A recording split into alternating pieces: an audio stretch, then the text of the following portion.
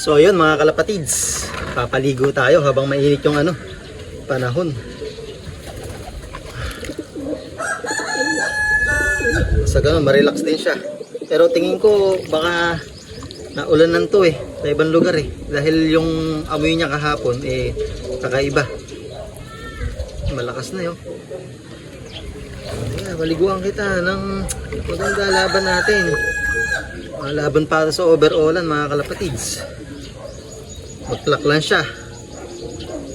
Pasok sa top 10 mga kalapatids. Sa mga newbie, sana mapanood nyo to. Pagka ganun huwag kayo mawawala ng pag-asa, lalo na kung mga nagkakabutasan. Tapos may ibon pa kayong umuwi. Tapos nasa magandang standing.